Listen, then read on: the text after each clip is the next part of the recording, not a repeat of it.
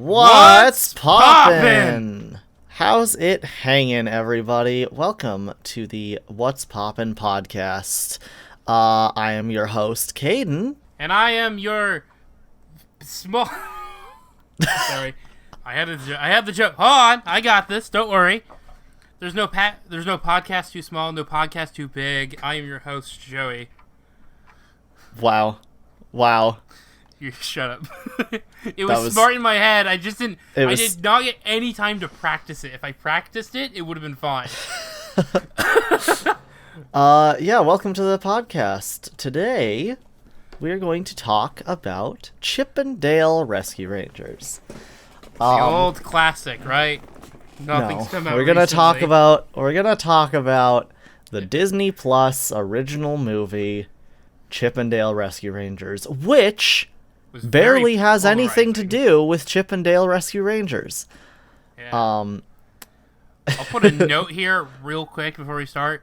Most of the things that we talk about with that movie, I was like 90% okay with because it was the actors who played them and not them actually changing those characters. Exactly.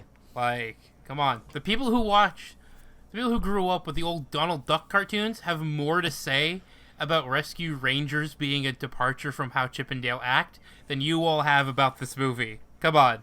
Admit it. Yeah, but come on. I mean, who out here's a fan of Chip and Dale Park Life, am I right? Remember that show? Vaguely. It was a spin-off of the Mickey Mouse, like the Wonderful World of Mickey Mouse show. Oh, okay. Like the same art style and animation from that, but Chip and Dale. Got it. It wasn't good. But anyway. Okay. So Chip and Dale Rescue Rangers, came out in May. Yeah. May 20th. So that's just a couple weeks ago now. Yeah. Sorry, we would have gotten to it sooner, but. And basically, for anyone who hasn't seen the movie, which you should see the movie. It's very fun. It is Chip and Dale are actors in Hollywood. They met in school. They were both like bullied and kind of rejected. We know that feeling. They become best friends. I kind of saw us and them in that beginning scene. Yeah. I love their tiny little table in the middle of the cafeteria that somehow nobody kicks it, nobody steps on it. They're just perfectly fine. It's probably glued to the floor. Something to that effect. And then basically they're best friends. They work on like comedy routines. They do little shows together. They end up moving to Hollywood and pursuing their dreams and eventually end up getting to star in their own show, which is Chip and Dale Rescue Rangers, the classic, the Disney Afternoon show. And yeah, basically. I was fascinated by the fact that they made him as like the head writers of it. Yeah. So they're basically Jackie Channing it. Yeah. They starred and wrote it. Yeah. But yeah, and so then basically Dale wants to go and do Double O Dale, which is a like James Bond kind of show, whatever. Ends up getting the series canceled after 3 seasons. Chip is super butthurt about it. Did they mention that if it was 3 seasons? Because they did. They specifically mentioned. Okay, I guess it's one big season in our world, about 60 episodes. They didn't really have 2 seasons here, but they say it's 3. There's some lines. Chip and Dale mention some. They have like a running gag about episodes. And using it to move their plot along. And there's 2 points where they mention 147 and 100 and something else. Yeah. And I as someone who literally, when the trailer for this movie came out, I just finished binge watching the entirety thing for the last 3 months. So when I watched the movie with that still fresh in my mind, I'm like, I don't think there's 100 episodes. I counted. Yeah. So yeah. Anyway, they do that. Their show gets canceled, and then it zooms ahead to the current day. Yeah. Which is, like, what, 30 years 30 later? 30 years is what they display up there. Yeah. And so Chip and Dale are separate. They haven't talked since the show got canceled. And basically, they are out of each other's lives. And Dale is still doing little acts here and there wherever he can. And Chip is selling life insurance, which is... perfect. Hilarious. Maybe the Geico guy is like, yes, here you go, life insurance. Yeah. It must be really hard to sell life insurance to a tune, though. Like a classic tune. You know how hard it was to kill them in Roger Rabbit as a classic tune? They had to make like an entire like substance to kill them. There's no way to sell life insurance to that. I don't know what the meta is in this movie on if tunes are easily killable now from making themselves do stuff. So life insurance probably is needed now, but...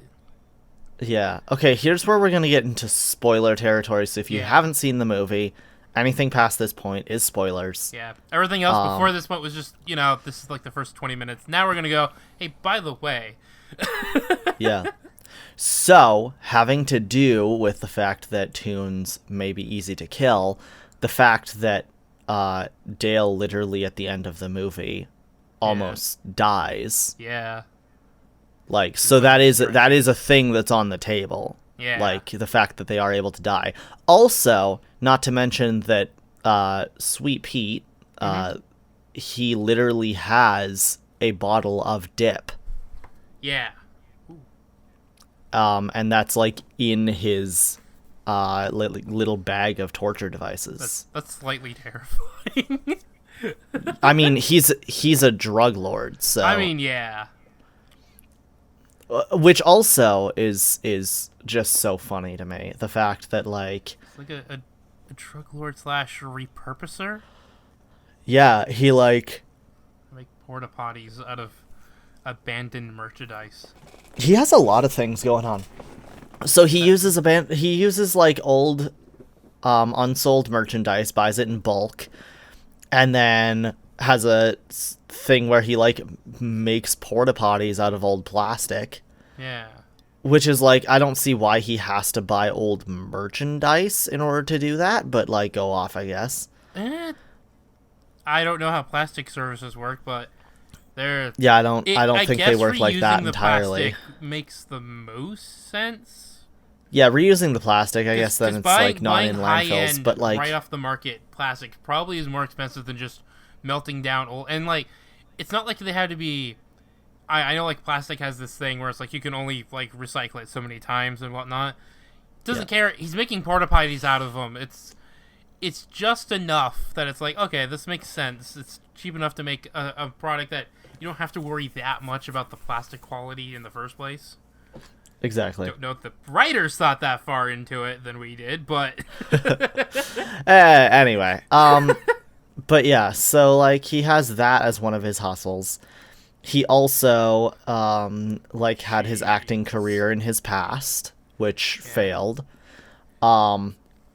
He runs a drug front. And the drugs are stinky cheese, which is funny. I don't like that the modern day, if you don't want to use drugs in your movie, you use cheese. Well, it's specifically because where cheese is literally synonymous for drugs, and I'm like, I don't know how to feel about that. I mean, we're talking about rodents. These are literally rodents. To be fair, we have rodents involved, so. Yeah. And also, I just like the part where they're like where they go to the place where the cheese is being sold, and one of the rats that like floats by in the background on the stink lines from the cheese is Remy. Is it Remy? I didn't see him, but I'll it's really funny. On this one. I was also like, they missed a good chance to put like Templeton in there. Oh yeah. or whatever, but they had like a couple nice characters. What if they could have had like yeah, they could have had like it's so messed up, but 5-0 would have been pretty like, oh no. 5-0, yeah, 5-0, they could have had like Geronimo Stilton, they could have had they could have had the Basil, they could have had Ratigan. Oh, they could have had yeah, there's so many characters they could have chosen. Oh my goodness me. Oh no, I don't think Disney would have let them pass what I just thought of, just Mickey. Just have Mickey there, just like smoking. Yeah. Yep. Like he's like wearing like some really like obvious to the audience it's Mickey Mouse, but he's hiding. Kind of thing, because he's probably a CEO, probably in this universe, possibly. Oh, he's definitely like. He's rich. One of those high-paid actors that like only have to be in one movie every few years because they just make so much money. Yeah, I was like, yeah, cheese. Give me that cheese. So, one thing that I would like to bring up. Yes. Because we have two main characters, right? Yes. We have Chip. We have Dale. And then the third main character is Ellie. Yes. Who is a human person. She's a police officer. And this is a thing that always bugs me with like bringing animation and live action together is that one of the main characters always has to be a person. Yeah. So, what's funny about it is it's basically they kind of did an inverse Roger Rabbit, where Roger Rabbit was a live action guy who partnered up with a cartoon character. This one, it's cartoon characters teaming up with a person. And honestly, Ellie is not in the movie too much. She isn't. But interesting. It's like just enough to the point where it's like, okay, she didn't really have to be there as much as she was even. She was primarily what I'm reading to as a storyteller, her primary thing was to be a red herring first, then a sidekick second. Exactly. So which is unfortunate, as someone who didn't really like the we twisted by not being a twist thing, wink wink nudge nudge thing. Yeah. Probably the weakest part of the movie for me. Yeah. But I did like J.K. Simmons being an evil claymation. So yeah. Literally yeah, Captain Putty is the like character. So good. I love his animation. His animation is fantastic. I love his fight scene at the end of the movie is so creative. It's one of those fight scenes that feels like if they were allowed to go like one more octave up in their ratings, it could have gotten a lot darker. Oh yeah. Feels like a couple of maneuvers that you would have thought of for a putty trying to kill someone. They couldn't do it because of the rating they had.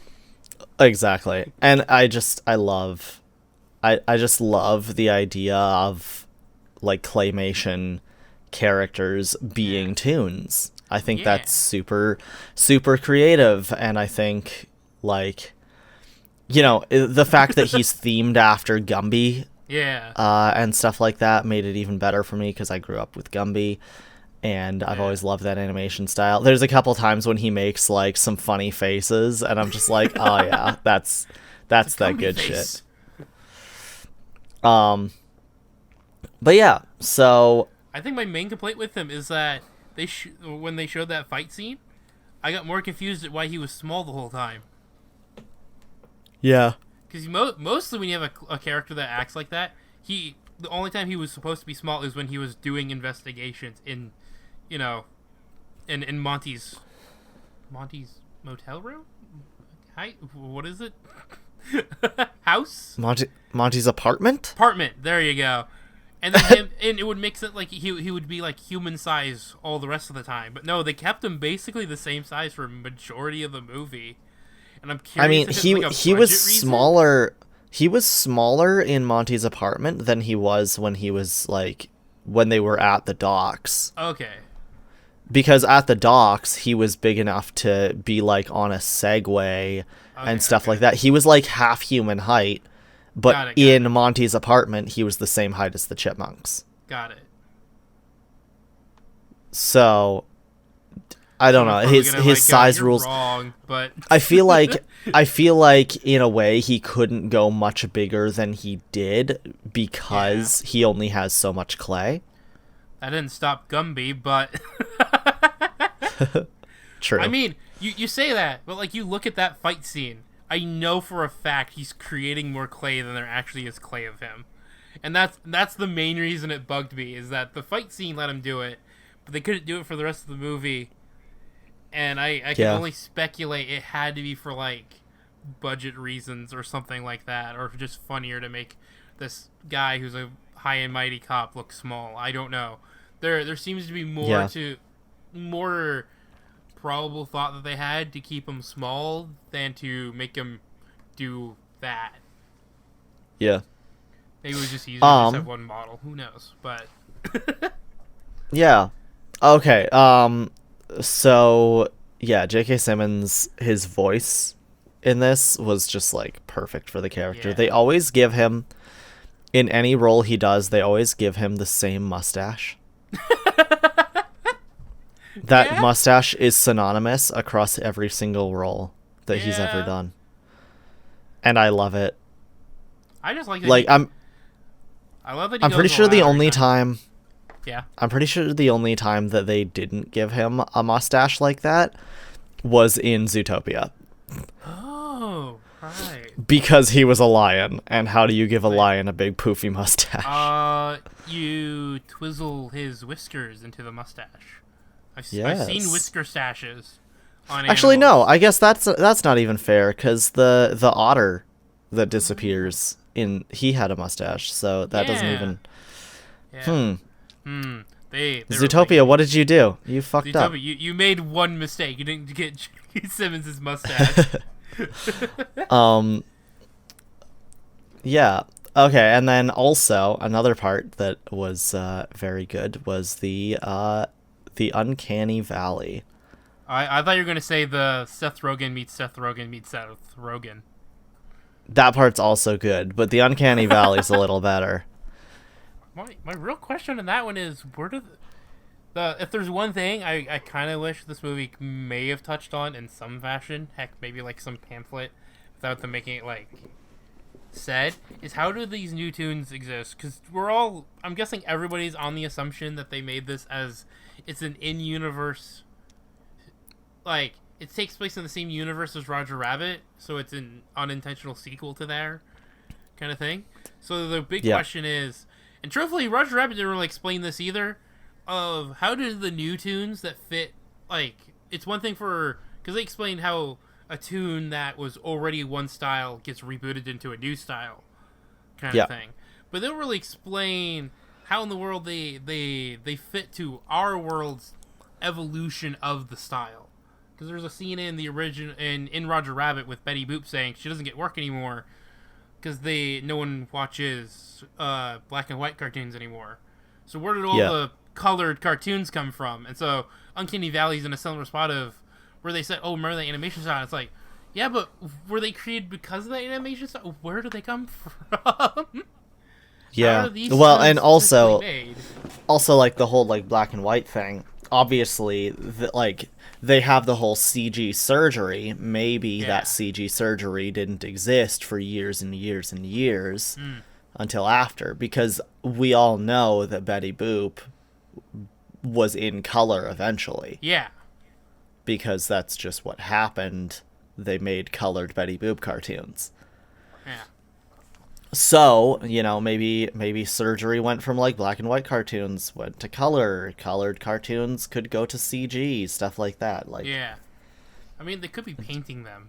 They could be just... I don't want to dive too deep into the thoughts on that a black and white cartoon just gets themselves colored treatments, like wearing makeup or something like that. I mean, isn't that just tattoos? I mean, maybe we could call it that. But yeah. So like I don't know, things like So, existing isn't as an overthinking thing, and as much as I like the opening with showing them how they become their thing, with the air of definitely Roger Rabbit being thought of, which I think most people will be stuck in this mindset specifically because they brought up Roger Rabbit. Yep. So the two thought processes is because at the time, as someone mentioned, when Chip and Dale came out, that's when actually the movie Roger Rabbit came out. Yeah. But the movie itself takes place further back in what would be so either that Roger Rabbit is also an actor who played Roger Rabbit in that movie, or that's Robert Rabbit, the actual guy. Robert Rabbit. Robert Rabbit, or it's Roger Rabbit, the city hero, right? Yeah. Who stopped the highway and saved some tunes in this one town. So, but if Dip is a real thing, yeah. So then I think it's the latter. So we'll play devil's advocate that the Lonely Island was treating this as a thing in that universe specifically. Yeah. So my new question is, what happened to the original Chip and Dale that would have been alive during the time the events of Roger Rabbit was going on? Because Mickey Mouse was there, and most of the cast that Chip and Dale is originally from did have cartoons in that same era. So where are they? Well, yeah, How did Chip and Dale grow up in the 80s? I mean, were Chip and Dale in Roger Rabbit? They were not. I know cartoons in their history, and Chip and Dale is roughly around the same time. Yeah, just because it's around the same time doesn't mean that. It's the speculation. Like, there's a couple other characters like the show, like the person who actually slathers us on more is the person we probably don't want to talk too much about, which is Ugly Sonic, because there's another dude who's probably called Sonic who took his role. Not he literally said that in the movie. Yeah.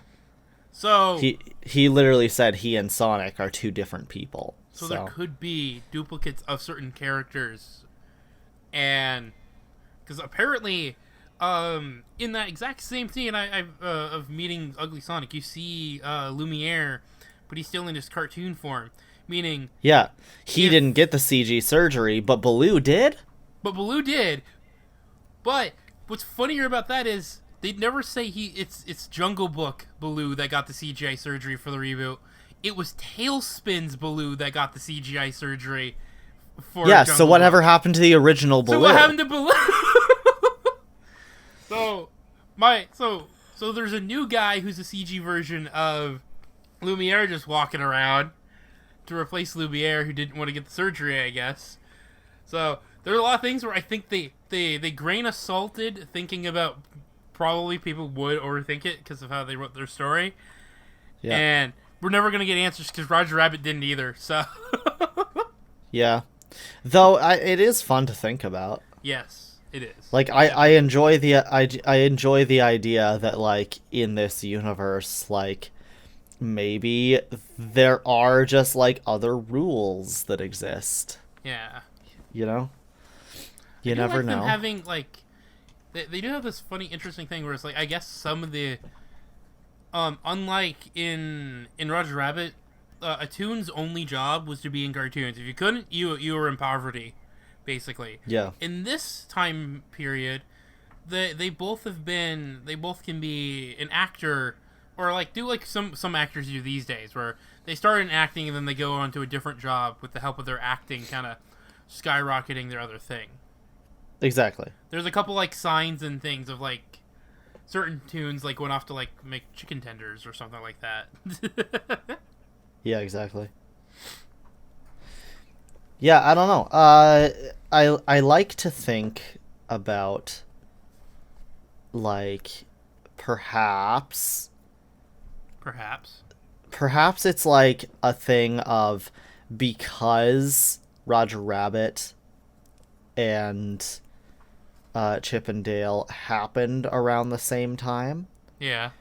maybe it's just like they were talking about the after events of that, because they happened at the same time, but what you're saying is that, you know, Roger Rabbit happened at an earlier time.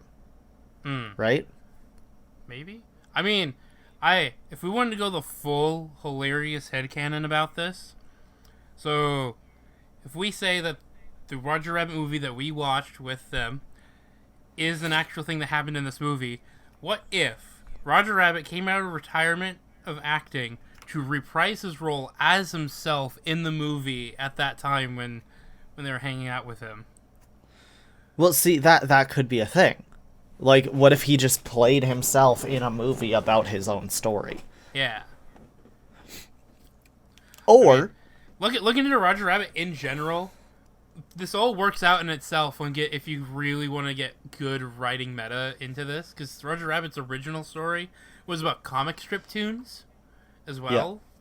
So I don't know, you could literally work all of these things into one universe if you wanted to put the legwork and do it, because there's not a lot conflicting with itself at the point. No. Well, and also another funny thing is that, like, you know, characters like Garfield also exist in this world. Oh, poor. Oh, well, is that poor Garfield to happen to Garfield? Well, but canonically, Garfield also made a movie in a similar situation. Right. Yeah. Because Garfield Gets Real exists. Yeah. That's right. And that is a very similar concept. Yeah. Because they live in, like, there's like a cartoon studio, but it's like them acting on a set. Yeah. I mean, it's in its own comic universe, separated from normal humans in that one, though. That's true. But it's still a thing. It's a thing to think about.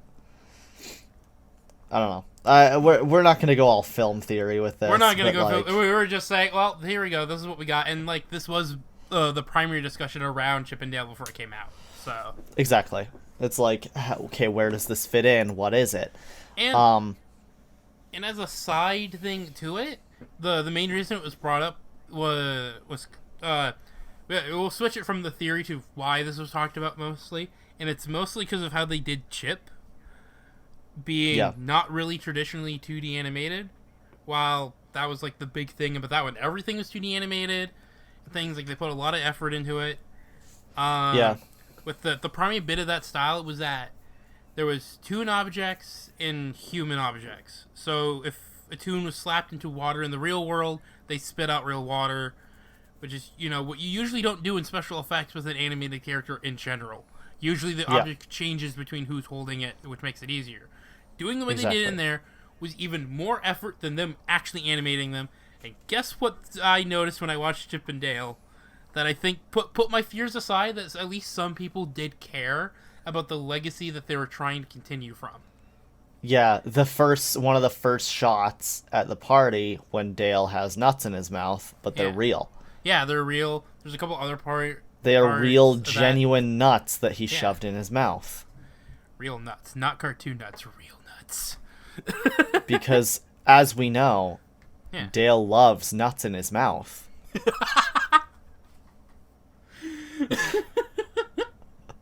Yeah. Okay. So anyway, throughout the movie, there are points where you're like, okay, they did put that effort of like them holding a human object and them. Heck, like the room later in the movie, 90% of that garage of Dale's is like 90% is real stuff that Chip and Dale actually had. Yeah. So, though, I gotta say one thing. Their clothing. Yeah. Sometimes they have toon clothing. Sometimes they have real clothes put on their toon bodies. Yes. And so, like, at the start, when Chip is in his like Magnum PI outfit, Yeah. Which is not Indiana Jones, but they used Indiana Jones later in the movie. Yeah. Because it just made sense. Yeah. When he's in his original Rescue Rangers outfit, yeah, it's 2D. Well, as 2D as this movie wanted to do it. Yeah. As a note, well, we will say, like, they did do 2D animation for a lot of the background characters that were 2D. Yeah. And probably all done in their usual way that they're probably animated, most likely. Yeah. Big guess. Who knows? A lot of that's outside of the writer's hands, as a big note, by the way. Which is probably why... I bet you they would have rather had Chip 2D animated, but it probably wasn't just in their... I don't know how much money their budget. Took. It was the budget. So just having two 3D-esque characters running around was probably easier to do. That being said, I really wish that Chip was animated at less frame rate. Oh. If Chip was animated at 24 frames a second, instead of 60, you know, this would have been so much nicer. I mean, to be fair, I thought it was going to bug me more, especially with how people were talking about it, because it was kind of hard not to notice in the trailer about it. But in the movie, there's a lot of shots that you could literally stop, and he looks fine. Yeah, he looks he looks pretty good, but it's still just like the couple things that do bug me. Bug me. Yeah. Like the frame rate being so smooth and stuff like that. It's like, okay, but you know, he hasn't gotten any upgrades. Why is he so smoothly animated? He's taking his frame rate supplements. But, like, having Dale be, you know, proper frame rate and stuff like that makes total sense. But for Chip, I think it would have made more sense if he was a less frame rate. I don't know. It just makes sense to me. Do we want to switch to the gears now to the other thing that was very controversial about the movie when it came out? Peter Pan? Oh, yeah, not that one. Okay, we'll talk about that one last. We'll talk about it last because it is a big bean, but we're still talking big about, like, bean. Shut up. A big bean. So the other one was the voices, and me and Fulky actually talked about this too. Where it was like, how dare they not make him chipmunks the whole time? You know why they don't make him chipmunks the whole time? Because they're voice acting. Well, one, the primary complaints of the movie, of the characters they even call out in this movie, which is the chipmunks, is they did that for all 4 movies. Yeah. Everyone I've talked to really hates it. I didn't have a problem with it. Heck, I watched the whole 60 episodes of Rescue Rangers with those voices, and I was getting tired of it. Let alone making anybody in the modern day watch a whole movie with them like that. So, I didn't hate the voices. The couple times they did use the voices, in this movie was like, it was okay. Yeah. But like, I don't know. It was it's not a bad thing. Having John Mulaney and Andy Samberg as the voices for Chip and Dale was fine. I liked hearing them in their, like, genuine voices. Yeah. And just the idea that they go up into the chipmunk voices because they're good voice actors on top of being good in Hollywood. You know, it just makes sense. So, wait, no, maybe I need to double check that now. So, when I looked up the voice actors for Chip and Dale, through a little rabbit hole of a different thing, everything I looked at said that Dale was voiced by Dale from the show. At the whole time. In the movie? Yeah, in the movie. It was still Dale. I did not find a different role for him. And I found that really... What are you talking about? I don't know. I looked it up. They didn't... They showed Chip as a different voice actor for the movie compared to the original show, but they didn't show Dale as a different voice actor. Chip is John Mulaney. Is he different? I need to double... And really Dale is Andy Samberg. Okay. I don't know the names. I'm sorry. I don't know these two specifically. Okay, John Mulaney, he's, you know, big funny comedian man. He was Peter Porker in Spider-Verse. Oh, okay, that explains why I recognized his voice to that movie then. Yeah, okay, and then Andy Samberg. Have you ever seen Brooklyn Nine-Nine? Oh, okay. Yeah. Yeah, the main character. I didn't watch it. I just know one clip of it, and he's actually part of the Lonely Islands, isn't he? He's the main piece of the Lonely Island, yes. This entire movie was made by Lonely Island. Yeah. You mentioned that earlier, because that was something I found, interesting. Then I double-checked, and I'm like, oh, that's why some of the movie actually I really liked, because I really like their Jack Sparrow song. Yeah. So, yeah, so that, which is also a reason why I think the writing in this movie was very good, because Lonely Island makes very good comedies. As my note for the quick switch to the script thing, I'm not someone who really likes being wink too much about things, especially if it's one thing where, like in Roger Rabbit, a lot of their winking was stuff that was from that era, that a lot of that didn't happen anymore. So like the colors or the black and white tunes and things like that. A lot of the wink nudging they were doing, I'm like, we still have this as a problem in the animation industry. This does not make it better. Please stop. Yeah. Well, it's only funny when it's not current, guys. And there's like one meta joke that they established it with the show Don't Tell with Monty, that they didn't need to have the line later with Gadget. Which line? So she said, "Oh, it's amazing that my skills that were on the show are actually what I can really do." And it's like, one. Oh yeah, she's just like, the things I do in the show are what I actually do in real life. They've been doing. I'm playing devil's advocate to the umpteenth degree here, but something sounds like a higher up didn't catch on through the subtlety about it and made them say that line, because literally in Monty's apartment they did all of that. They showed how Monty was still him from the show, with him having the cheese addiction. It's just gone up a little more than it was on the show, because on the show it would have been played for laughs, but it was an actual problem he was having, which is strangely very accurate to some depictions of certain people.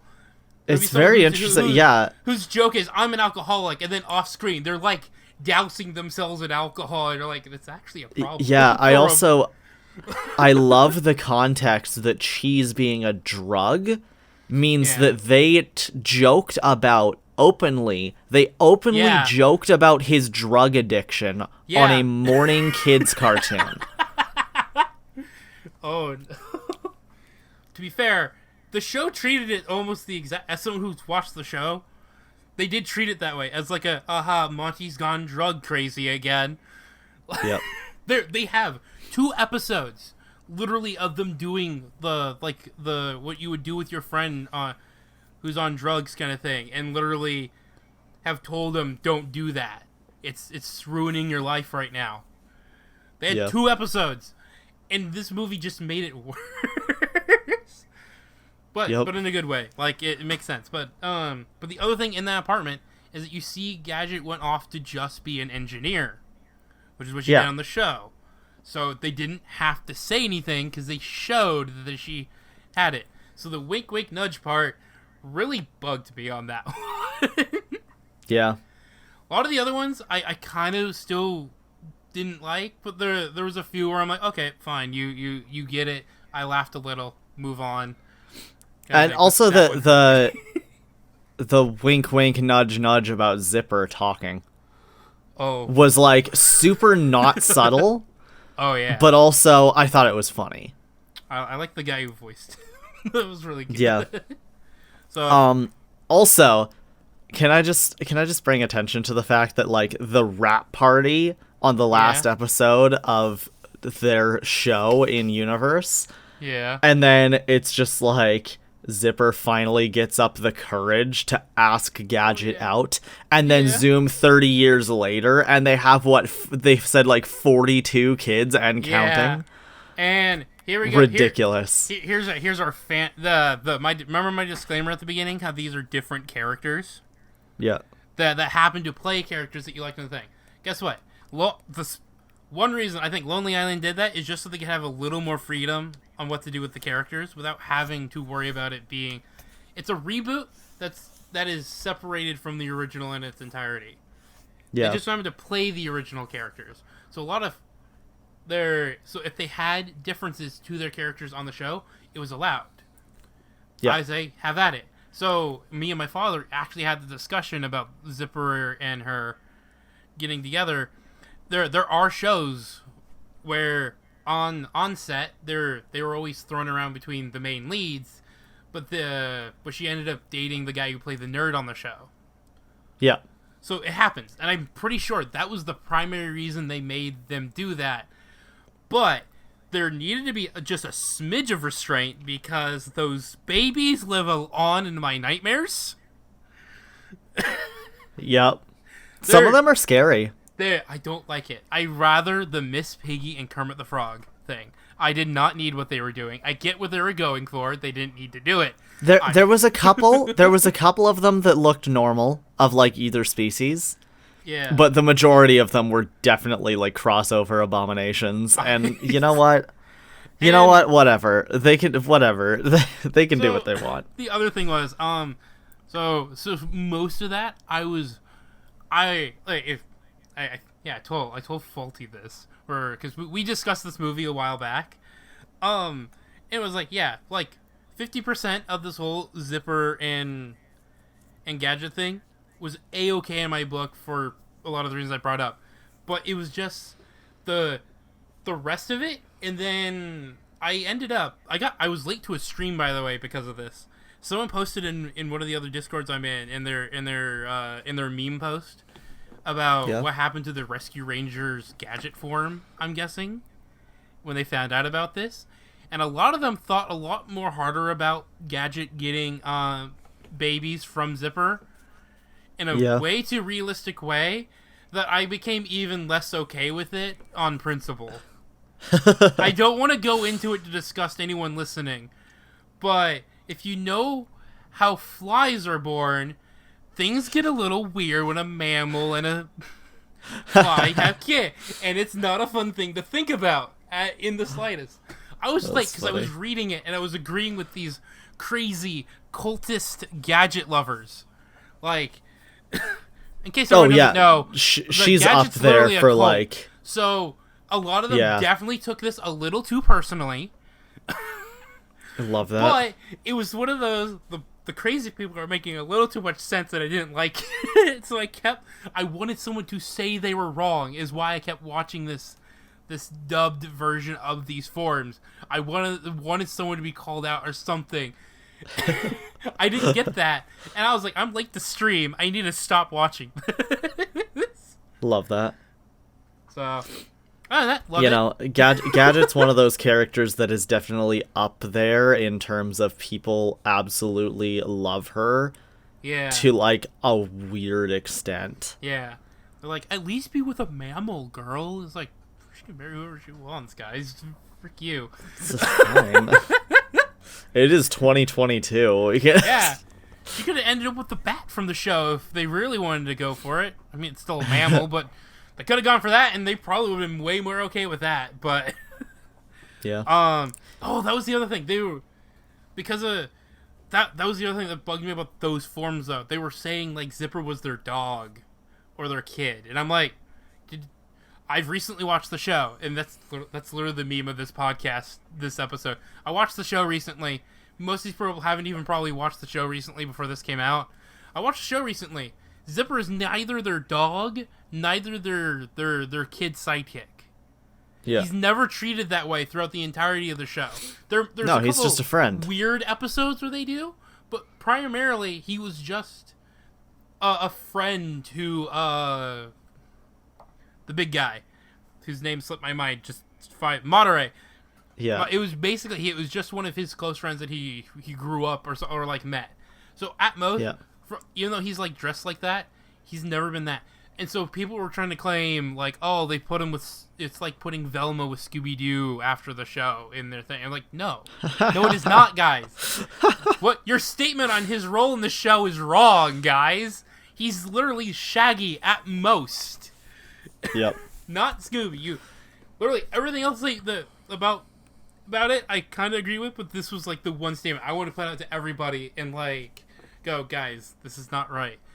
You're wrong That's about funny. Zipper. I've watched the show. I know what Zipper was. I love that. Okay, can I...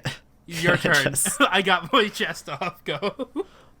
Okay, so there's a part where at the end they're like, hey, hit me on the head. And then, because in classic cartoons, you get hit on the head and the birds appear. Oh, right. See, that was a meta joke. I was like, I love this. I have never seen Sam, Captain Blocks, I've never seen him laugh so hard in my life. That was the joke that got him. Because it's just like, hit me on the head. Nothing appears. The bird's phone goes off. The wife is just like, just ignore it. Just go back to bed. And he's just, you don't understand. This is my job. I have to do this. Yeah. What's funny? I That's think what so made good. it better for me, internally in my head as I'm watching that scene, I actually thought back to the scene in Roger Rabbit when you first meet him, where he gets the refrigerator landed on his head.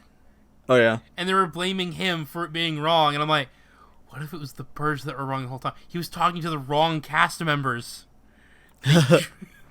It's supposed to be this. And it's like, but the birds showed up. It's their job to show up. Yep. No, yeah, I love that. And then also like the hitting him on the head, and he's just like, oh my god, I can't believe we used to do this to you every week. Like that is some that's like that brings Bugs attention Bunny to the fact, being like, we shot you in the face like this many times, Daphne. I'm so sorry. We shouldn't have been doing this. They literally like they bring attention to the fact that the Toons actually feel pain. Yeah. Maybe it's not as much pain as someone who's not a Toon, but they still feel pain every time. Yeah. Ridiculous. Which is, that's literally how they are written. That like Wile E. Coyote all, dude. Like, actually, better example. Tom definitely, as cartoonishly he gets hit and stuff, and how almost not painful it looks. Tom always looks like he's about to like die. Like Tom and Jerry? Yeah. Yeah. Oh no, he absolutely looks like he's, and also what is it? Sylvester. He's a Toon in this. He's one of the stunt guys. He's a Toon stunt guy. In this, I will say he retired from Tom and Jerry in this universe to be a stunt guy for other Toons. There's no way he isn't, because that's what you do when you do that kind of job, where all you do is get smacked in the face. You start training other people to get smacked in the face. I'm thinking the same thing about like Sylvester though. Oh yeah. From the Tweety cartoons. Poor Sylvester. I now just feel bad for cats in general in cartoons. Yeah. It's always the cats, right? Yeah. Yeah. It really is. When it's not Wile E. Coyote, it's a cat. No one would ever do this to Scooby, I'm just saying. Yeah, Coyote's the only like dog-like character that's ever gotten like any no slack about this. What's Oh, I guess he's a coyote as well, isn't he? In the ones with the sheepdog. Yes. But that wasn't Wiley. That was someone else. I think they replaced Wiley, but I think when they started the sheepdog, because we're double checking, it was the guy tries to break into some kind of wolf tries to take off with a sheep, and the sheepdog gets him at every time. Correct? Yeah, he's animated similarly, but he's not a coyote. He's a wolf. I think if memory serves me right, the dog's name is Wiley. Sam. The dog's name is Sam. What is the wolf's name? I can't remember, because they always started every single one of those episodes off with "Good morning, Sam. Good morning," and I can't remember his other name. Right. So if memory serves me right about this is a completely sidetrack. So I think it started with the Wile E. Coyote. Ralph. Okay. Ralph. So my brain says that it started with Wile E. Coyote because I don't know the history about this, but his design is still very similar to Wile's. Well, their design is similar, but they are not the same character. They are not the same characters, but something tells me like it was supposed to be like a spin-off with Wile at first, and then they kind of, I guess, when they started the Hello Sam, Hello Ralph, they kind of just made him a different character entirely. He was always a different character. Okay, then I'm wrong. That's the way that. That's actually interesting.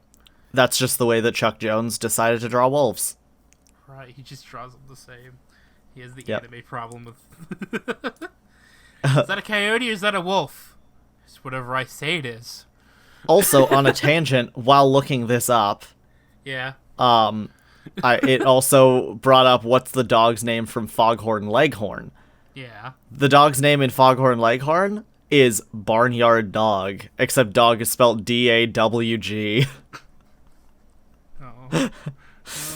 Oh. What is the difference between Ralph Wolf and Wile E. Coyote? Ralph Wolf bears a striking resemblance to Wile E. Coyote, as they have virtually the same design. They are differentiated by Ralph's red nose instead of Coyote's black one. Oh, okay. Yeah. So, that might be part of the confusion, because there's times where they've drawn Wile with that nose. Well, no, Wile would always have a black nose. Because of the designs being so similar, it's probably when you get... If there's an artist who's done both cartoons, with the designs being just enough, someone could accidentally draw the wrong model in certain scenes. Or for a whole cartoon. Maybe. That makes sense. Because I know I'm not the only one crazy. I know that both characters have been accident. It's like the Frenzy and Rumble thing in Transformers. So I made one mistake once about two characters who are basically the same in design, but differentiated by color and maybe like one small aspect in the other's design.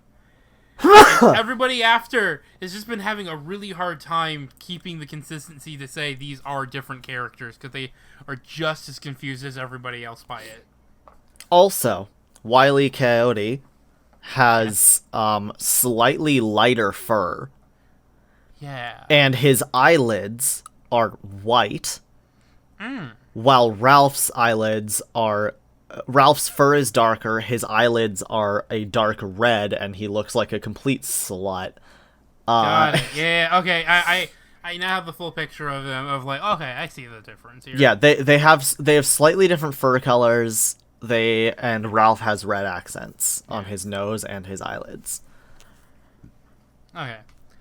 I'm still just going off the fact that I know I've seen a cartoon where some artist messed that up and gave the wrong design for a cartoon. Yeah. I also know that happens, especially with characters with similar designs. Oh, yeah. There we go. Also, while scrolling through this and looking for these things, people definitely like the idea of Ralph and Wile fucking. So that's cool. See, I was hopeful before you said that, of like, I thought it was going to be one of those wholesomes, they're brothers or something like that. No, people on the internet really, yeah, okay, anyway. Okay, it's back on this movie. So the quick note, because there's two other things, because there's a lot of other things I really like in the movie, like the cool hodgepodge thing near the end. Yeah. And that system entirely. With Woody's leg and Optimus Prime's leg, and he shoots a bullet bill for some reason. What was it? The cat head, was that the villain from Chip and Dale? Yes and no. Yes and no. It was a fur cat. Color.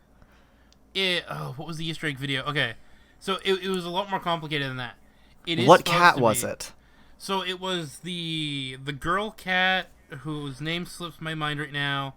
That was in Aristocats, the little girl. Yeah. Which you can see that she does. Whatever you want to call the amalgamation of like everything. They had the little bow hair thing in there, and that is what it's slightly structured as. But the fur color is of Fat Cat. Okay. Wait. Oh, but wait. That reminds me of. Oh my God. Wait. The cat from Yeah. Great Mouse Detective. Yes. I can't remember if it was confirmed about that, but most people were equating it to the little girl in the fur of Fat Cat. Yeah, okay, yeah, no, it's definitely this cat. Okay, cool. Glad to know. I don't see the cat right now. I'll just Felicia. take your word for it from here. Felicia is Ratigan's cat. Okay, yeah. I don't remember how that cat looks like. I just know that's what the Easter egg video I watched, that's what they assumed those were the two types of people that were involved. Why is this recommended? Oh, I'm looking up the cat from Great Mouse Detective, says Felicia the cat, and then the top recommended video for this is Felicia the cat from the Great Mouse Detective, Vor in media. No. Why? I get the cat ate a lot of people in that movie, but you guys... Boy, why is... No, Vor in media... Vor in media is the name of the YouTube channel. No. I'm sorry. Wait, no. I'm gonna go on a little rabbit hole and check out this channel. This cannot. Okay, I don't this like is to on my label search people history like now. this, but as we're both technically furries, what are the furries doing? Can they not, please? Oh my god! And one of the videos on this channel from 2 weeks ago. No. Is the scene from Valiant. No! Where the nurse bird eats the worm. No! I like Valiant. I hate that scene in that movie, but, like, no. There's also, some of the Titan scenes from Attack on Titan. There's a clip from Sam and Max. My goodness me. It's literally stuff this channel is just website hidden on YouTube because it's just normal cartoons. These videos doing it. No. These videos have thousands of views. No. Everything is new from the bad guys. Oh my god. No. Oh my god, and literally on the thumbnails. Oh, no. On the thumbnails for these videos, it has, like, on porn websites, when you would see tags for the type of porn that it is. Oh, no. Literally on the thumbnail, just on the side. Soft, male predator, male prey, fun size, oral. Why is this a thing? Why is this a thing? Oh my goodness me. After everything that's been happening everywhere right now, this is the thing that's destroyed the most of my humanity in me. Oh my god, there's a clip from Total Drama Island. No! I don't even like Total Drama Island, and I don't think this is okay. Oh my god. There's a clip from a CG episode of The Simpsons. No. Fairly Odd Parents. Can we talk about Chip and Dale? This is less painful than Chip and Dale movie. This is the death of animation, is this channel right here. I don't like it. I hate this so much. This is a channel that I know exists, and it gets thousands of views a day. It posts daily videos about Vor content. Oh. And this channel probably makes more money than me. $10? And I'm playing devil's advocate about it, but, like, imagine that they actually aren't into this, and they're just this doing channel like this. This channel has 19.5 million views. Why? Million. You. They've been around since August 2020. No. They upload daily videos Monday through Sunday. No.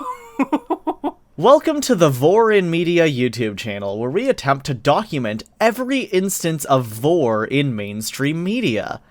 You know that time you were watching a movie with your friends where the hero got eaten by a big ugly monster, and while your friends screamed in horror, you felt kinda awkward? Yeah, that's what you'll find here. No! No! Oh my god, and then they give the dictionary definition of Vor after that. Oh my god, they have an email address for business inquiries. No! They have a Discord server! No! They have their own lists on Tier List Maker. No! They have a subreddit. No! How? The more you speak, the more not okay I'm feeling about this. Oh my god. Oh my god. This is fucking brilliant. Here at What's They have the clip of Farquaad. Whatever you call it. But like, come on. This is a lot. This is too much work for this. On their channel art banner, they have Farquaad. No. Because he gets bored by the dragon. Okay, Why? this podcast went a whole different fucking direction. Yeah, like, come on, that's like fighting the feet video people on YouTube. That's so funny. No, why are you guys here? Go elsewhere, please. Oh, that's so funny. Alright, to clean our palate, because we also have a dark thing to talk about at the end here with one of the other characters. So we need to cleanse from that real quick before we have to talk about something else even dark. So, when people have... oh, right. This is actually a continuation of what we were trying to talk about the voice actors before.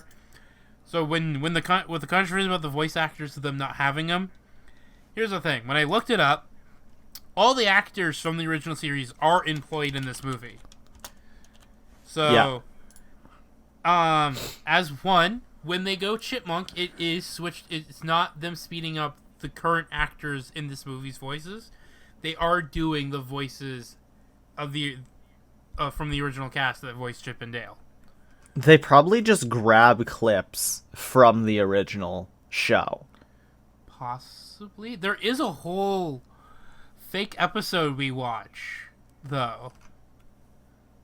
That's true. So like I think it's Jim Cummings, who voiced him, who's also Winnie the Pooh for everyone who doesn't know, did return for Fat Cat for that scene, by the way, as a note. So Weird. They cared enough to get actors from the show into this movie, whether they were voicing the mains or not, which is more than they've done for Mario. Everybody, it's more than they've done for Mario. Yeah. So in like big cases, the actors who voiced Chip and Dale also voiced Gadget and Zipper. Respectively. I probably messed that up. So that checks out. So before Zipper goes into his man voice, it is voiced by the original voice actor. Good. I think it was Dale's actor. I think Chip. Yeah, Chip and Gadget were voiced by the same person, and Zipper and Dale were voiced by the same person. Yeah. So, in short, they cared enough, and I'm curious about maybe Lumiere might be voiced by the same person, but which is probably stretching that. Roger Rabbit is voiced by the same guy who voiced Roger Rabbit back in the day. Hilariously enough. That's good. He's still working, by the way. Which he's old, but he's still working. If you love what you do.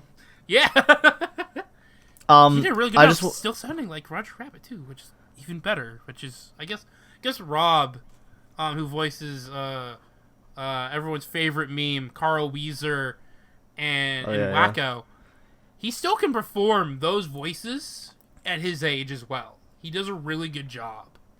Yeah. So, yes, go. Chip and Dale on Rotten Tomatoes, which was actually a surprise to everyone. Yeah. It has an 82% from critics. Okay. And it has an 81% from audience. Huh. It has very well-rounded reviews all around. Man, what a... Which, like...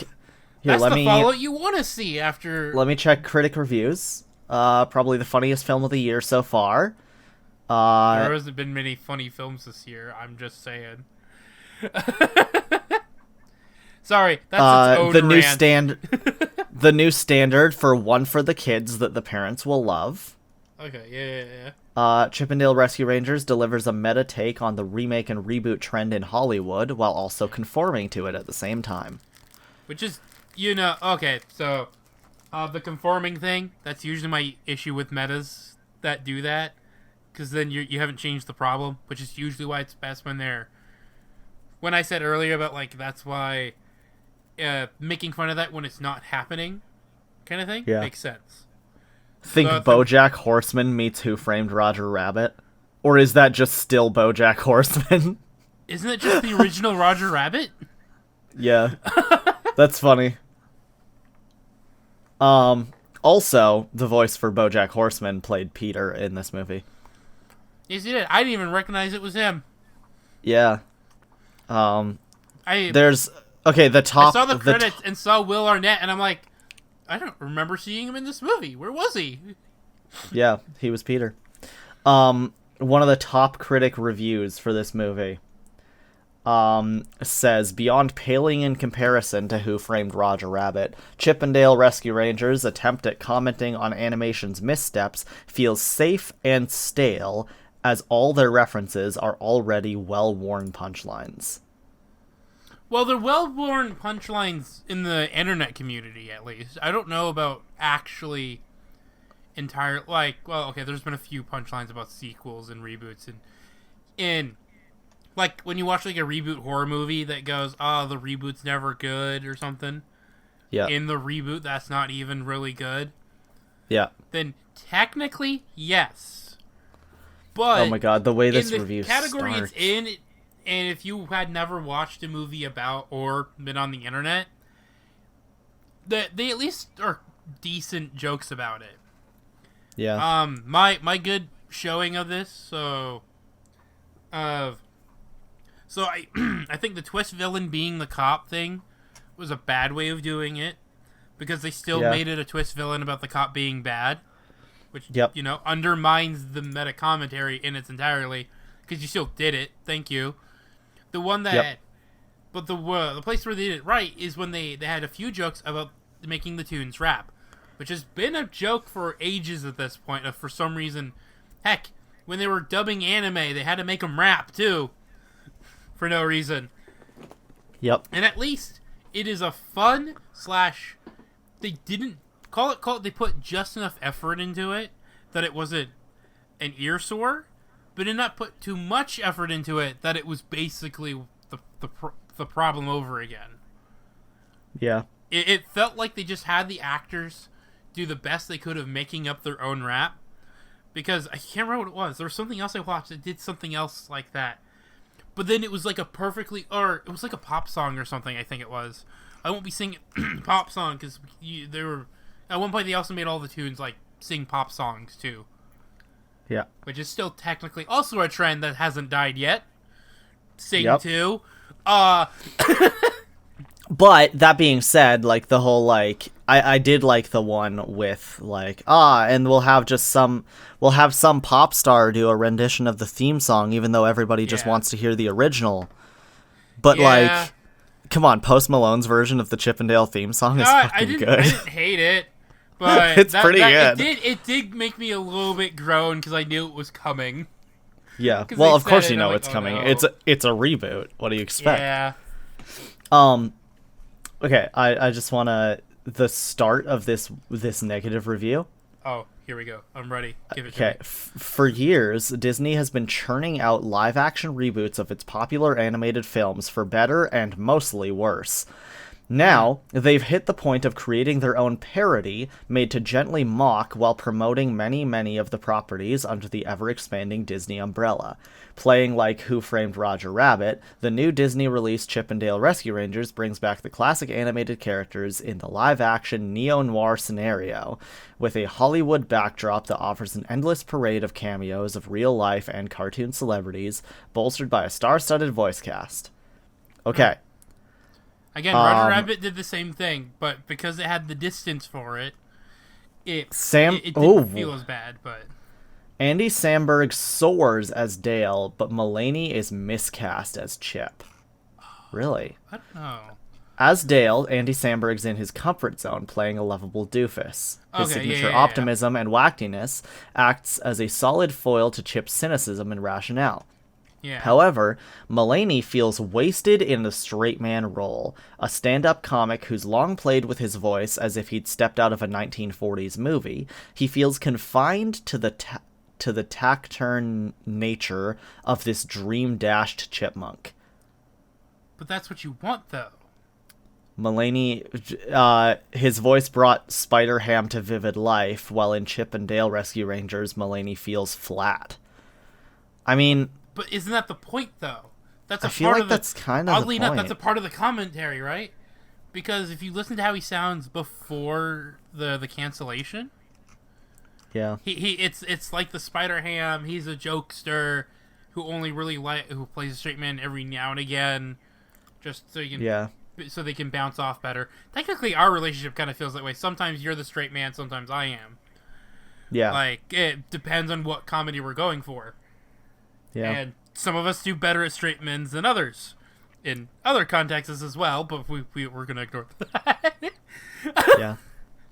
But like, the point is, he's a comedian who's been kicked out of being a comedian. Is he really gonna be a happy speaking comedian through the movie? No. If they do a Chip and Dale sequel, he'll be allowed to be a little more like that, because that's how he's starting to act at the end of this movie. It's part of that show don't tell thing. How he acts as the movie goes on, he acts more like the comedian that they hired, right? Yeah. So thematically it works. Yep. But I kind of understand too. Okay, so we gotta wrap this up here. Oh yeah. So but one of the last things I wanted to bring up before we talk about Peter. Okay. Just like kind of some of the cameos that they have in this movie. Yeah. Really weird me out as like their place in like the world. So at one point, they go past a like bench, like one of the street benches, and on the bench it says "Vote for Senator Butthead." Oh, like Beavis and Butthead. Yeah, I know. I got spoiled by that. I saw that before I actually ended up watching the movie. It was like, really? Yeah. Two things were spoiled for me for this movie, for everyone who did not know or see in our Twitter feeds. It was Ugly Sonic. That was the one I actually publicly said what was going on. I didn't know it was happening. The other one I did not tell anybody, and that was I found out about the Butthead thing, and I was like, ha ha. How could you? It's brilliant. It's kind of weird. On Arnold Schwarzenegger becoming governor. That's all. That has to be it. There's no other going. I doubt any deeper than that. It's probably a stretch if we go any deeper. I just think like some of the references that they make are so out of nowhere. It's so confusing. Like, who came up with that idea? Who actually came up with that idea? I would like to have a word. Me and you dragging the same guy out, asking about why so many kids with these designs, and you're like, why'd you make Butthead president? Senator. Or Senator Butthead. Where's Very my memes of that? I just realized. Everyone's favorite, like, Metal Gear meme with that senator dude. Where's my Butthead version of that? There was also at the convention that they were at. There was Pickle Rick at one point. Oh yeah, I saw that. Which was like, oh god. Also, of course. Actually, as a quick note of the convention, I can't believe that I feel like I'm the only one who knew what the Tigra chick that was talking to Dale. Because no one's watched that Avengers show. The only reason I knew it is because it was recommended to me at one point on Disney Plus. So I watched like 2 episodes and I was like, not my kind of like high end. It's a very 90s superhero show. So like very, very anime in places, and I was like, a little much for me, so I didn't finish it. But Tigra's only appearance, I think, in Marvel is that show. So it's kind of cute to see her there. She's adorable. I think she's voiced by Cree Summers, if memory serves me right, as well. Yeah. Which I think she's voiced in the movie by. I think. Don't quote me. I didn't check anybody. I don't check secondary casts often. I have to really recognize the voice to be going, I'm going to check if that's who I think it is. Yeah. I do have to leave. Yeah. Soon. Yeah. So, you want to wrap up with the Peter and go? Wrap this up real quick. There was a big controversy around Peter in this movie because his story in this movie is like he acted in Peter Pan. He was the boy who never grows up. Oops, he grew up. He hit puberty. He did whatever. He got kind of kicked out of the Hollywood space. Nobody wanted him. So he went off and did his own thing and just kind of like lived the loner life from then on. So this is very similar to the story of what happened with the real life actor for Peter Pan. Who both voiced him and played him in their, what Disney was doing at the time. They had like actual performances for the animators to watch over things, so he voiced him and played him. Yeah, if you look at... Main reason he was casted. So if you look at Peter in the cartoon side by side with the real life actor for Peter, they actually look very similar. Yeah. So very similar stories. After playing in Peter Pan, he essentially grew up and nobody wanted to hire him for roles anymore. And I believe if memory serves me right, he like overdosed. Yes.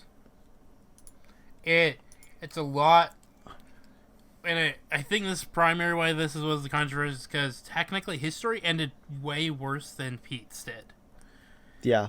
I mean, Pete's still a washed up big boy, but he does have a multi-billion-dollar like criminal underworld, so he's doing a lot better by the primary fact he's alive. But yeah, that I feel bad making that joke. Yeah. So it is sad, and I think the other part is that it's technically still happening. There are still all the time stories from specifically Disney of kids not making it past the child star stages. Oh yeah.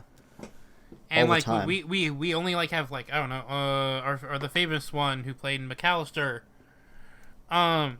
He's doing okay now. I don't know what. Now he's fine. Money, but he had to go through so much of that. The only story I've heard that actually sounds like nothing horrendously happened. Was the kids who played Zach and Cody, Dylan and Cole's spouse. But that's because they were teenage heartthrobs. They were teenage heartthrobs, but they also I found a video about them, how they their primary thing that helped them on that one is they were able to get away from it. Yeah. And find other passions besides acting.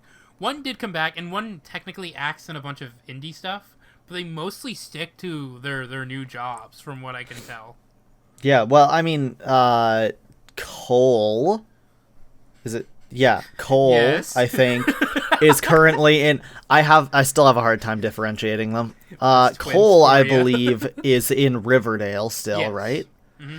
And then Dylan, he's been in a lot of independent movies. Yeah. They have other things they like to do, and that's great. Yeah, one's a photographer. Yeah. Which I think it's Dylan that's the photographer. I think. Could be wrong. I believe so. And the other one makes beer. Weird, but fair. He makes alcohol himself, by the way. It's a great story of literally celebrity selling a brand, and he's like, guys, I actually make the stuff myself. I've studied the histories. Please, I'm not just some rich actor boy. I make it myself. Accept me, please. Also, yes, I was right. It is. Yeah, I was right about which one it is. Cole is the one that's in Riverdale.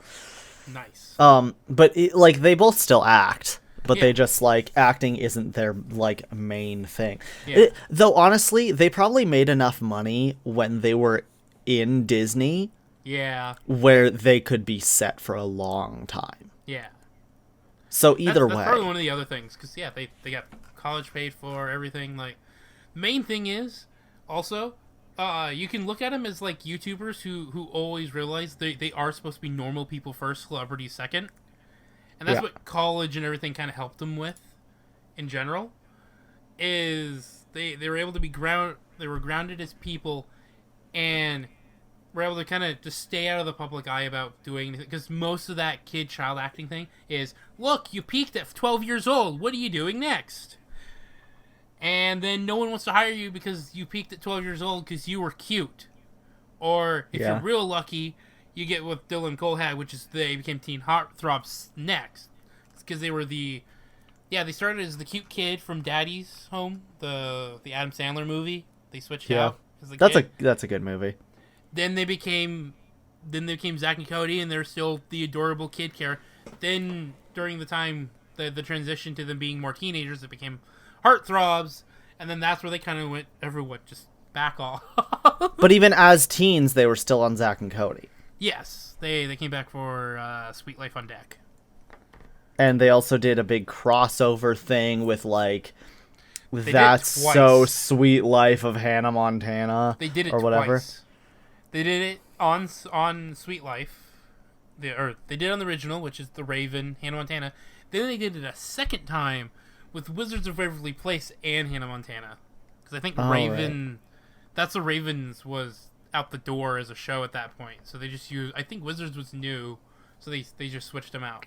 Don't quote me on that. I don't actually remember the exact airing times all of these things were. I just remember that most of these shows were technically rerun together when I was growing up. So, it's all... They all came out. I don't know. I don't know the release schedules and what made them do certain things.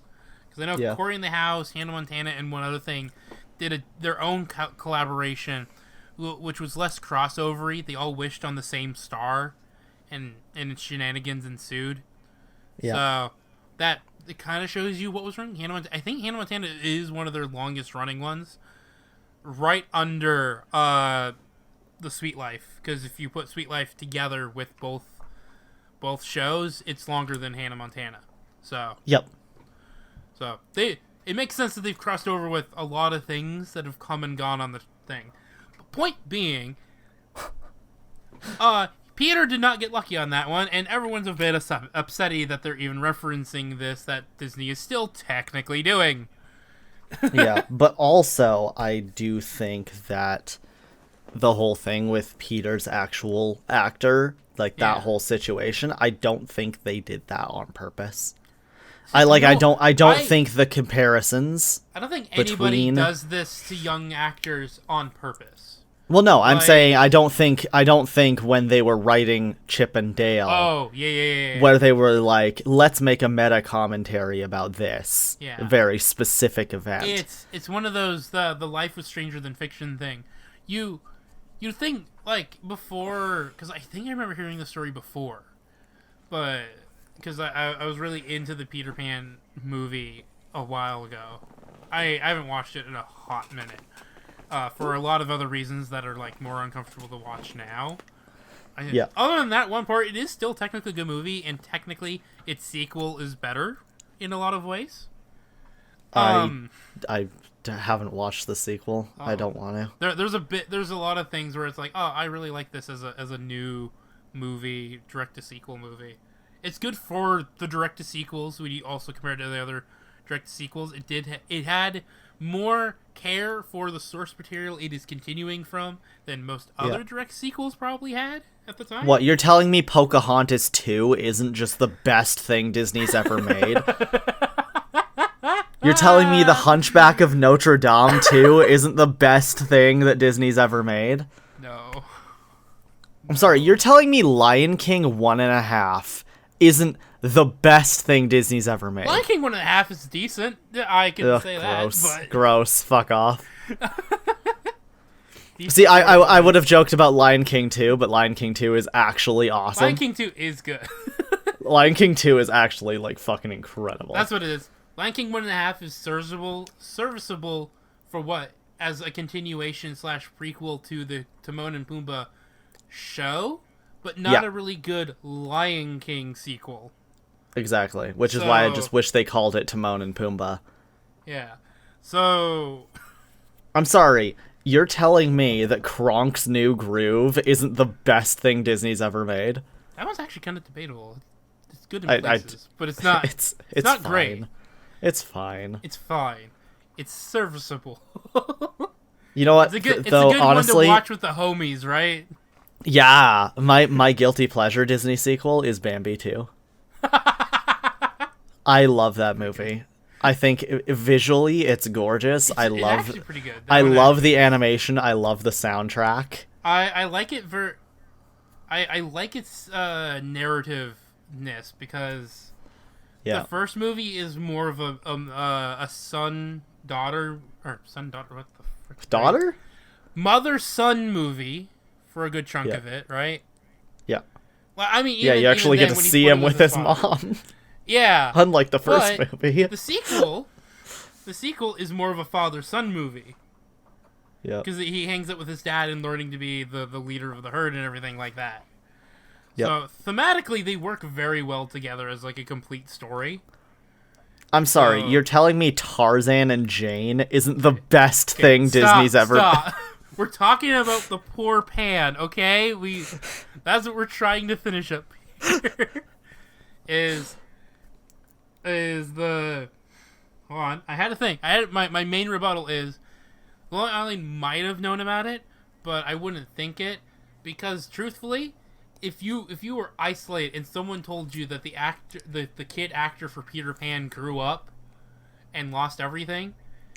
just sounds like a plot you would do for Peter Pan. Actually, no. I mean, they did that. That was Hook. That was Hook. Robin Williams in the movie Hook is literally that plot.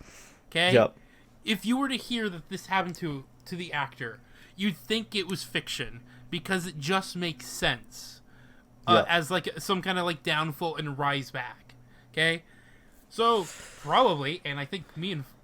Man, I've been mentioning Faulty a lot. I talk to Faulty a lot these days. That's good. We're both animator peeps and love love a lot of game design, so we talk a lot. So we were talking like it just feels like if you didn't know about the story, you would still write this for Peter Pan as a villain. Exactly. You could wipe that from existence, and this would like if we could time travel and save that kid. That plot point would still be there, wholesale, because it just makes sense as a part of that kind of commentary and everything like that. Yeah. With Peter Pan. I mean, the only real problem I have with that thing, outside of the controversy, is a Toon just suddenly starts sprouting into puberty. Yeah. I mean, we did watch Chip and Dale grow up, so it wasn't like the hardest thing to swallow at that point, but like. Toons are supposed to be immortal, be the age they've always been drawn, but it is funny though that what was it? I think he's traditionally animated for most of the what was it? When they show him as young Peter Pan, isn't he traditionally animated? He is, yeah. And then he slowly becomes what he is now, which is the same as Chip. Yeah. Okay, interesting. Yeah. I don't know. Anyway. I for one found it pretty solid. I will say I did nearly have a stroke though when suddenly the Peter Pan movie started playing in the middle of my Chip and Dale movie though. just straight up clip, not recreated clips, just straight up clips from Peter Pan. Kind of threw me through a loop because they didn't really do like I mean when they were talking about the Chipmunks and everything, it was definitely just a clip from the Chipmunks movie. Dubbed over with whatever they wanted. Yeah, it was. But it was on a TV in the background. They literally interrupted Chip and Dale to show me Peter Pan. Yeah, they straight up did. It was like, wait a minute, guys. I wasn't... You gotta prepare me for this. That threw me through such a loop. Anyway. Moral of the story. Yeah. I really enjoyed this movie. Yeah. It has its flaws, obviously. But... I don't know. Consistency aside, you know, I generally think that this movie had a lot of heart. I really like how it was written. I appreciate the effort that got put into it. I appreciate the writing, the gags, the jokes, the laughs, the gaffes. Yeah. Yeah, I don't know. Out of 10. The people who truly did work on this movie are people I would love in the industry. And I'd rather them working for anybody but the mouse. Yeah. Out of 10, what do you think? That's the main reason everyone hated it, because the mouse greenlit it. Yeah. That's the main reason everyone was apprehensive about it at the first. But if it was The Lonely Island with all the money in the world from other people, everyone would have found it at least more decent of a movie than they have. But I'm hearing like most people liked it, so that's the good news. Yeah. What do you think out of 10? 9 out of 10. 9. I told you. Okay. It's one of those movies. I will watch it again, but I'm probably not watching it again by myself or anything. So you're giving it a 9 out of a 10? That's an almost perfect score. Yeah, exactly. Are you saying you should be given it an 8 out of 10? I was going to give it a 7. Oh, okay. Then 6 out of 10 then.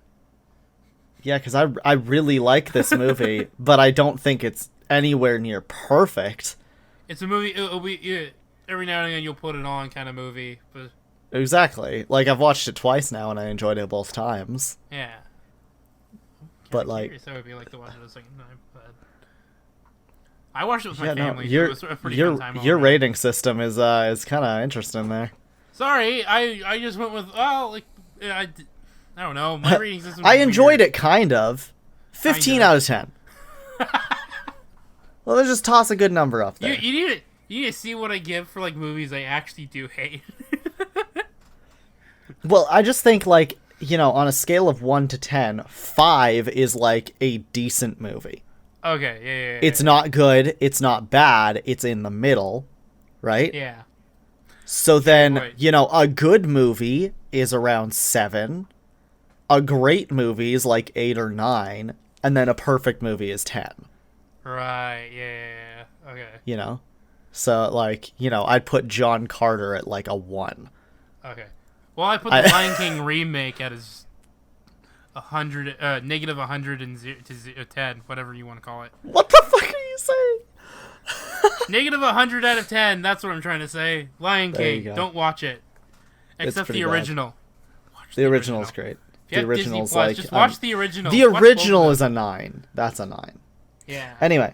Okay, well, I will... Go to work. See you guys in the next podcast. No, I'm not going to work. I'm not going to work. Oh, no. I'm going to go pick up a pair of shoes. Oh.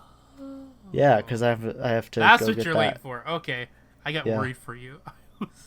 Okay. I'm like, no, end of the episode. Late. Wrap it up. Okay. What's our outro again? What is this? What do we do? Thanks everybody for watching the What's Poppin' podcast. Big preach. Be sure to check out the links in the description below to go to either the Agent N107 channel or the Werewing channel. Yeah. Subscribe, do all that stuff. If you're watching if you're listening to this on Spotify or Anchor, be sure to follow. You will get notifications whenever the next episode is out. Yeah. Which is, next 5 years at this right now. You know what? I'm going to try and do these every couple weeks again. I'm going to record the next one with Adam. We'll see how it goes. I want to do the Batman one, but I just got busy with my own stuff. And I still haven't seen it, so. Yeah. I will try and get around to possibly doing that with Sam, doing Batman. Do it. There's still some apparently discourse around Batman, oddly enough. Weird. Oh no, there was Discord in our own Discord server about it. Oh yeah, someone said it was awful, like one of the most boring movies they've ever seen. Anyway, alright, goodbye everyone.